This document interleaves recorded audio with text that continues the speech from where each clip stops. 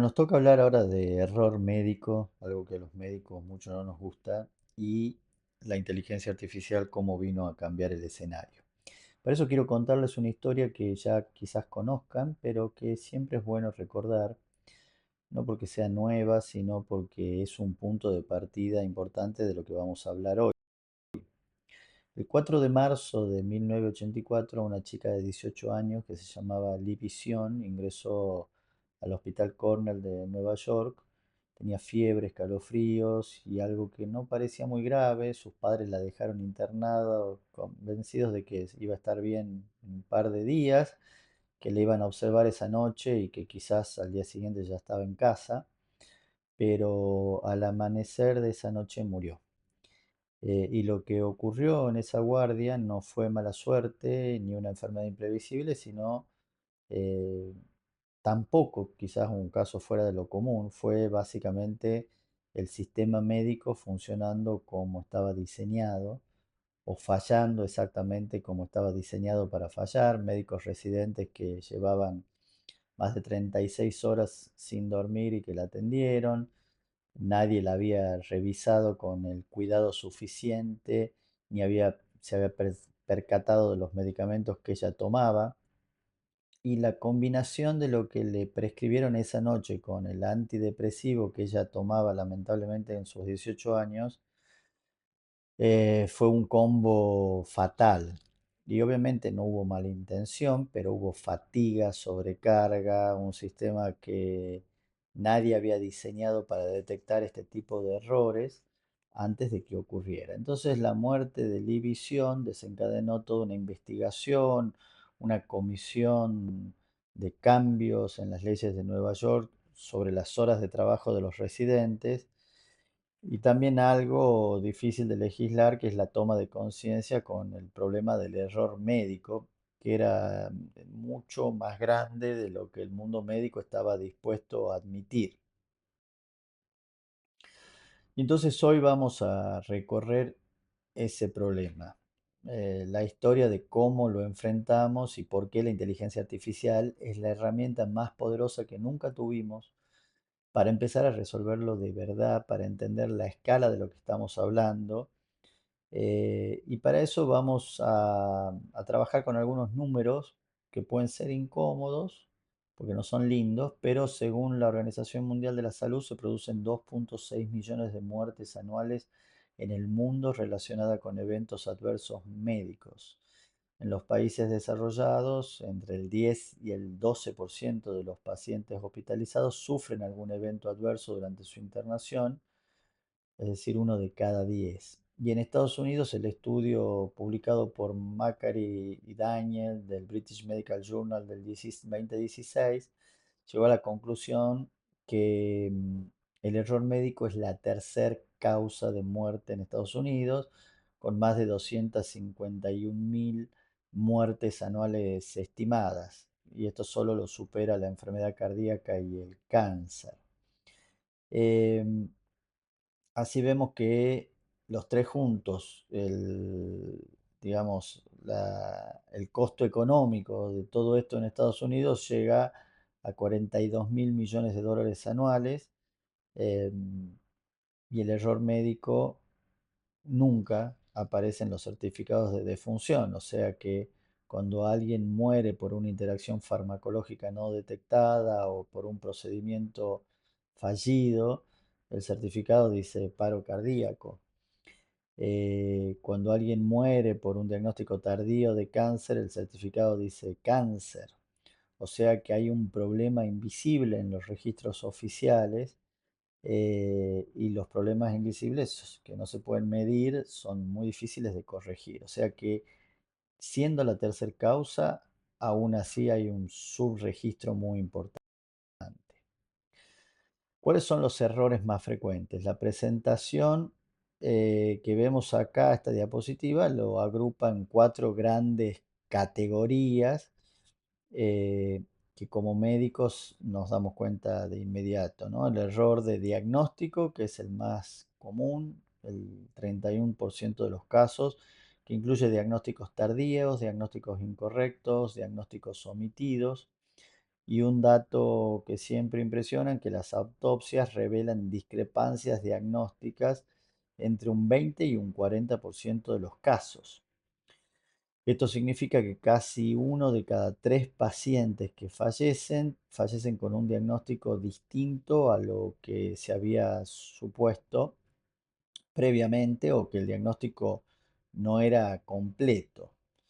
Después tenemos el error de comunicación que representa el 27%, pero que en realidad es la raíz del 70% de todos los eventos adversos, que no tiene que ver con un problema de conocimiento médico, sino es un problema de transmisión de información. En el cambio de turno, en la interconsulta, en el alta hospitalaria, en promedio, la información crítica sobre un paciente se pierde 1,7 veces durante su internación. Los datos. Un dato clave, un medicamento, una alergia. A veces basta un solo dato que se pierda para desencadenar la tragedia.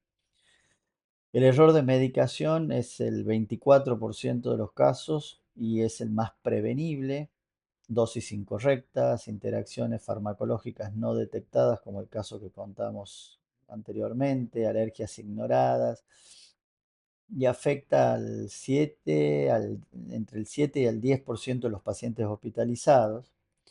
Y finalmente tenemos el error quirúrgico con el 18%, y si bien es menos frecuente en términos relativos, tiene un impacto individual muy importante, ya sean cirugías del sitio equivocado, objetos retenidos, oblitos, infecciones postoperatorias. Pero claro, la implementación de los checklists quirúrgicos redujo mucho la mortalidad y fue realmente un cambio de paradigma de seguridad. Ahora, ¿por qué ocurren estos errores? Porque no es una cuestión de incompetencia ni negligencia como regla, sino es algo mucho más sistémico que le afecta o que nos afecta en cierto sentido a todos y que es honesto de reconocer y que tiene que ver con los límites del ser humano operando en un sistema que supera esos límites. El 54% de los médicos experimentamos burnout. Los turnos de más de 24 horas aumentan la tasa de errores en un 36%. Un médico toma alrededor de 30 decisiones por cada paciente que atiende y si en un día completo con guardia tiene solo 25 pacientes, tendrá que tomar 750 decisiones. Ningún sistema cognitivo, mucho menos el humano, está diseñado para ese volumen sostenido sin deterioro. Y además el sistema de registro electrónico que fue implementado como la promesa de ayudar y en muchos casos no hizo más que empeorar la situación. En Estados Unidos la ley HITECH invirtió 36 mil millones de dólares para digitalizar todas las historias médicas y el resultado fue que los médicos hoy pasan 1 hora y media en la computadora por cada hora que pasan con el paciente. Y además pasan en promedio 2 horas más en casa después del turno, completando la documentación que no pudieron completar en el hospital. Por lo tanto, eh, acá no podemos eliminar el error humano en este sistema, sino que tenemos que diseñar sistemas que sean más seguros, porque eso es exactamente lo que no habíamos hecho hasta ahora. Así que repasando los números feos, el error médico es la tercera causa de muerte en Estados Unidos, que llega casi al 10% de las muertes hospitalarias, más que la suma de accidentes de tráfico, enfermedades respiratorias crónicas y diabetes, las tres juntas, o sea, es un número enorme. Y frente a todo esto, hubieron intentos de solución, algunos muy exitosos. En 1999, el Instituto de Medicina de Estados Unidos publicó un reporte histórico que se tituló To Err is Human y puso el problema del error humano en la agenda pública por primera vez. Fue un acto de sinceridad médica tremenda y muy mal recibido, con muchas críticas. A partir de ahí se crearon agencias de seguridad de pacientes, estándares de reportes de errores, la cultura de seguridad, que los errores no son vergüenza, son información. En el 2009, la Organización Mundial de la Salud implementó globalmente los checklists quirúrgicos, inspirados en el trabajo de Atul Gawande, muy conocido, que recomiendo su charla TED. Y el resultado fue muy impresionante. Hubo una merma de la mortalidad quirúrgica del 1,5% en todo el mundo a 0,8%. eh, y con una simple lista de verificación, y este resultado demostró, digamos, que no necesitábamos que los médicos sean más inteligentes, sino que necesitamos sistemas que ayuden a que los médicos no olviden lo que ya saben. Pero los protocolos tienen un límite, los formularios tienen un límite, los registros electrónicos que proponían ordenar todo terminaron siendo otra fuente de carga. Eh, Así que de alguna manera, si bien fue una buena idea y una gran ayuda, no resuelven para nada el problema.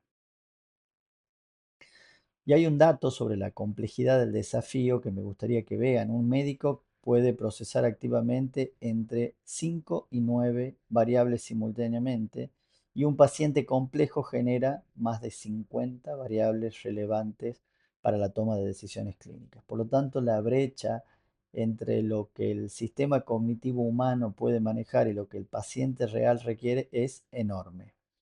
El conocimiento médico se duplica cada 73 días y creo que ya me estoy quedando corto. Hay 800.000 artículos nuevos por año solo en PubMed, y un radiólogo revisa hasta 3.000 imágenes por día. Un dermatólogo evalúa 200 lesiones. La tasa de error humana en condiciones de alta carga es de entre el 3 al 5%, y no es negligencia, es límite físico. No somos máquinas y al mismo tiempo el sistema nos pide que lo seamos. Ya Eric Topol lo resumió muy bien en su libro Deep Medicine, donde dice: no es que los médicos sean incompetentes, es que la tarea se ha vuelto inhumanamente compleja. Y así es que pasamos a hechos concretos donde la inteligencia artificial le preguntamos qué puede hacer en la vida real. Y por ejemplo, ¿qué puede hacer la IA en diagnóstico médico? En detección de cáncer de mama, un estudio publicado en 2020 en Nature con 80.000 mujeres mostró que un sistema de IA redujo los falsos positivos en un 5,7% y los falsos negativos en un 9,4%, comparado con la lectura de mamografías de radiólogos solos. Es decir, traduciéndolo, menos mujeres recibiendo el terror de un diagnóstico de cáncer que no tienen, y más mujeres o más cánceres detectados temprano en mujeres que realmente lo necesitaban. En retinopatía diabética, la FDA aprobó en el 2018 el primer sistema de inteligencia artificial en diagnóstico, el primer dispositivo para diagnóstico autónomo sin necesidad de que un oftalmólogo revise la imagen, con una sensibilidad del 87% y una especificidad del 90%. Esto permite hacer screening, por ejemplo, en zonas remotas donde no hay oftalmólogo. 415 millones de personas con diabetes están en riesgo de esta complicación, y llevar un especialista a cada una de ellas es cuasi imposible. En cambio, llevar un software de diagnóstico se vuelve bastante más probable. En predicción de sepsis, ya vamos a ver el sistema de Johns Hopkins, el TRIUS, que analiza el historial electrónico del paciente en tiempo real y puede alertar sobre el riesgo de sepsis 4 a 6 horas antes de que los síntomas sean clínicamente evidentes. En este estudio prospectivo que se realizó en 6 hospitales con 590.000 pacientes a lo largo de 3 años, la implementación del TRIUS redujo la mortalidad por sepsis en casi un 20%. Uno de cada 5 pacientes que habría muerto sobrevivió solo con esta herramienta. No es una estadística menor, es realmente una revolución silenciosa que todas las terapias del mundo deberían incorporar. En radiología general, un metaanálisis de 81 estudios publicados en el 2022 mostró que la inteligencia artificial iguala o supera a los radiólogos en la mayoría de las tareas diagnósticas analizadas. Acá lo importante es que no se trata que va a reemplazar al radiólogo, sino de tenerlo como un segundo lector que nunca se cansa, que reduce los errores de percepción y obviamente hace que aumente la productividad de ese radiólogo. En medicamentos, el desafío acá es distinto, pero los sistemas de alerta farmacológicos que existen ya desde hace muchos años, que pueden generar entre 50 y 100 alertas por médico por día, de las cuales el 90% son irrelevantes desde el punto de vista clínico. Entonces uno termina no dándole o no prestándole mayor atención. Y esto se llama fatiga por alertas, ¿sí? Se ignoran entre el 50 y el 100% de todas las alertas, incluyendo las importantes. Por lo tanto, el sistema debería proteger al paciente de, de los propios medicamentos, pero se convierte en ruido y no termina generando nada. Entonces, la inteligencia artificial cambia eso.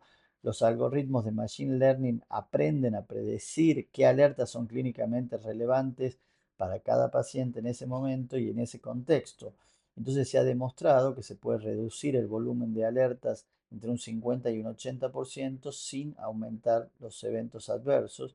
Y más allá de las alertas, los modelos de IA ya pueden ajustar dosis de medicamentos complejos como warfarina, insulina o agentes de quimioterapia basándose en la genética del paciente, en su edad, en su función renal, hepática, sus comorbilidades, de una manera que ningún cálculo manual rápido puede hacer con la misma precisión.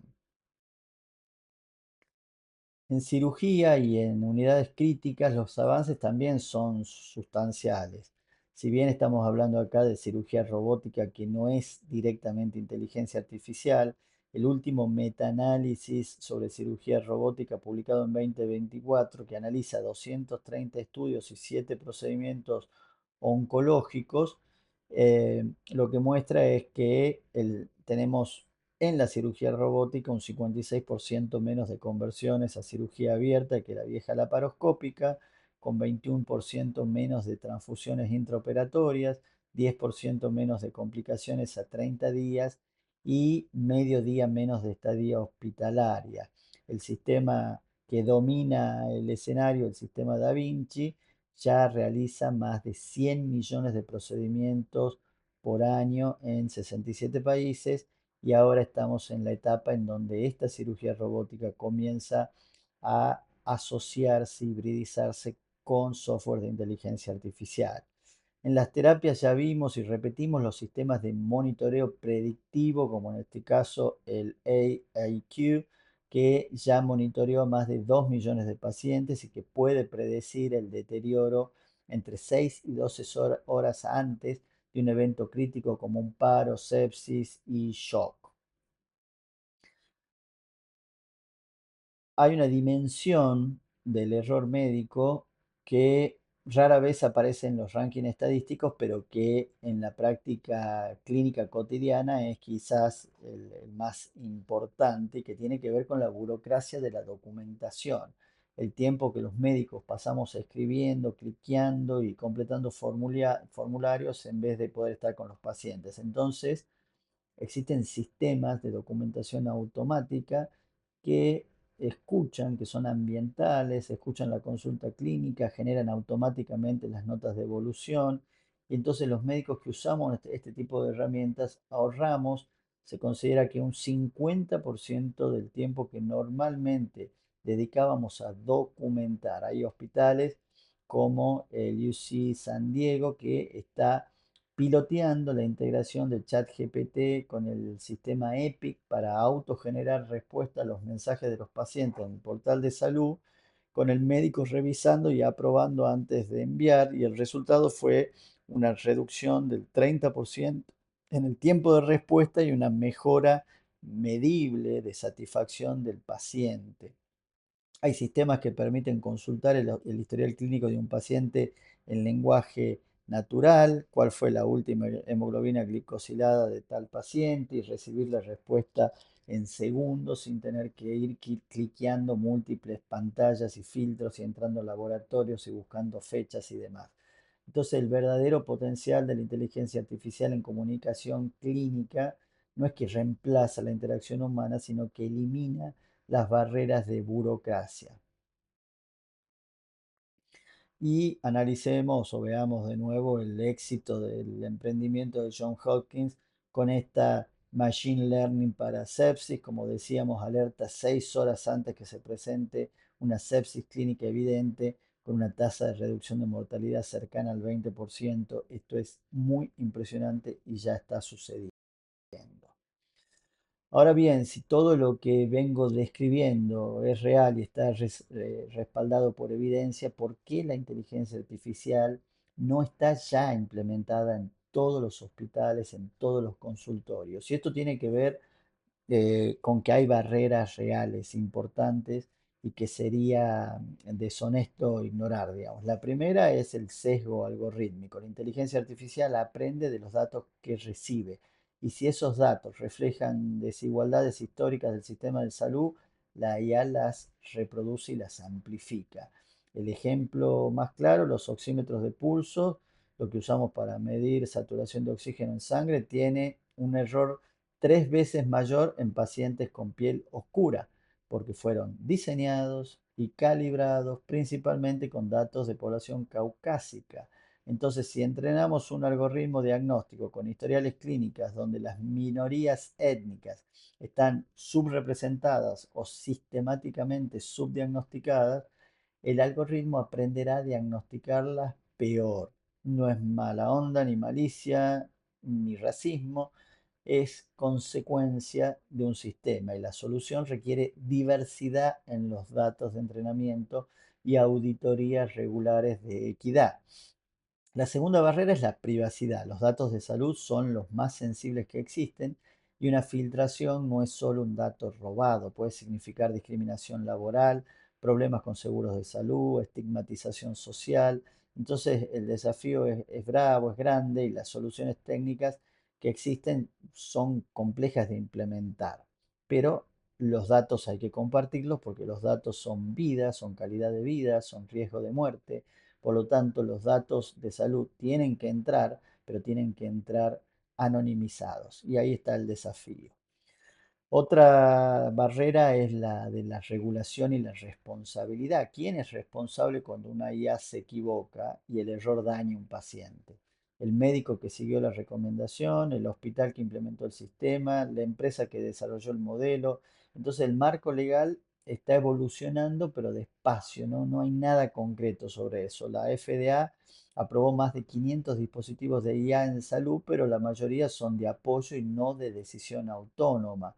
Es decir, son herramientas, pero todavía la responsabilidad es del que la usa. Necesitamos marcos legales más claros al respecto.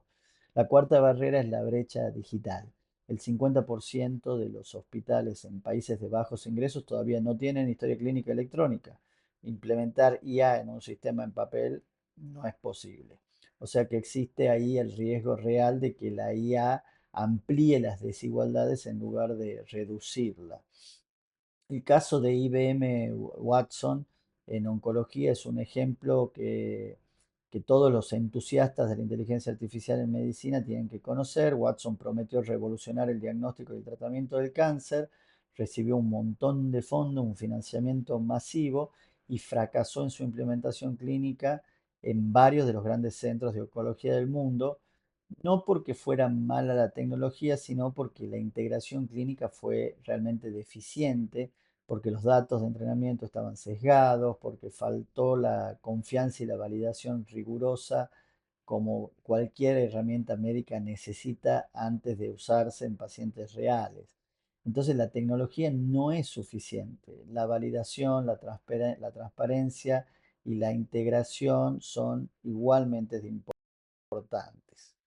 Y esto nos lleva a la pregunta que siempre está en la discusión ética de la inteligencia artificial en medicina y que tiene que ver qué lugar tiene el médico en el sistema que incorpora estas herramientas. Y la respuesta que proponemos es clara: el médico sigue siendo el centro de la escena. La IA es el copiloto, no un piloto. La decisión final es siempre humana. La IA proporciona información, el médico proporciona juicio y compasión. Y estas dos cosas no son intercambiables por la IA. Pero hay un par de conceptos éticos que necesitan estar sobre la mesa cuando hablamos de implementar IA en salud. El primero es la transparencia. Para usar IA necesitamos que la IA pueda explicar cómo llega a las conclusiones. No necesitamos caja negra, no aceptamos cajas negras. No alcanza que diga: este paciente tiene alto riesgo de sepsis. Tiene que decirnos por qué piensa eso. Y hoy los modelos están cada vez más alineados a esto de la IA explicable, que es un requisito esencial.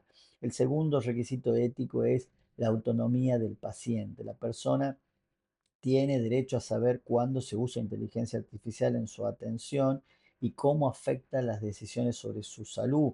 O sea que tiene que haber un consentimiento informado de que se está haciendo medicina asistida por inteligencia artificial. Y eso es clave para poder proseguir. Bueno, llegamos a esta última etapa de esta clase y qué tipo de médico nos pensamos o podemos vislumbrar necesita el mundo que está emergiendo. Y claramente no es un médico que sepa programación ni armar un software en su casa, pero sí un médico que sin entender detalles matemáticos ni algorítmicos, sea capaz de interpretar las métricas que produce una herramienta de inteligencia artificial, pueda interactuar con ella, entienda sus limitaciones y sepa auditarla. Un médico que pueda cuestionar una recomendación algorítmica y validarla contra evidencia clínica y su propio juicio. Un médico que sepa explicarle a un paciente en lenguaje humano qué dice el sistema de inteligencia artificial y qué significa para él personalmente. Un médico que tenga criterio para navegar los dilemas éticos que van a aparecer cada vez con más frecuencia: privacidad, sesgo, autonomía, responsabilidad. Y a cambio de todo eso, la IA le devolverá algo que el sistema actual le robó: el tiempo. El tiempo con los pacientes, el tiempo para escuchar, para empatizar, para acompañar, para interpretar los casos, para razonar de manera clínica y profunda acompañado con los datos de la IA, tiempo para investigar, para ser docente, para innovar, tiempo para ser médicos en el sentido más pleno de la palabra. Eso que Eric Topol llamó en su libro Hacer que la medicina sea humana de nuevo. Y ahora volvamos donde empezamos, a división, porque este es el mejor modo de hacer concreto todo lo que describimos. En 1984 los residentes llevaban más de 36 horas sin dormir, la información sobre sus medicamentos estaba dispersa en papeles, nadie detectó la interacción fatal, la comunicación entre el equipo médico fue muy fragmentada y deficiente y el resultado fue esa tragedia que era evitable. Ahora imaginen ese mismo escenario en 2026, pero con las herramientas de hoy implementadas, un sistema que monitorea las horas de trabajo de los médicos, una alerta cuando la fatiga pueda estar comprometiendo la toma de decisiones, un historial electrónico integrado que muestra de inmediato todos los medicamentos que el IBI toma, incluido su antidepresivo, y cuando el médico intenta describir lo que prescribieron esa noche, el sistema bloquea la prescripción con una advertencia crítica de interacción farmacológica. El sistema de lenguaje natural resume el caso al médico supervisor y lo alerta en tiempo real. Y realmente, como los padres de Libby pensaban, ella vuelve a su casa al día siguiente. Entonces la inteligencia artificial puede que no sea infalible, pero claramente es una red de seguridad que ningún médico, por más talentoso que sea, puede construir solo. No porque no quiera, sino porque la tarea se volvió demasiado complejo para hacerla sin herramientas, y mucho menos ahora que tenemos semejante herramienta en las manos. Seguimos.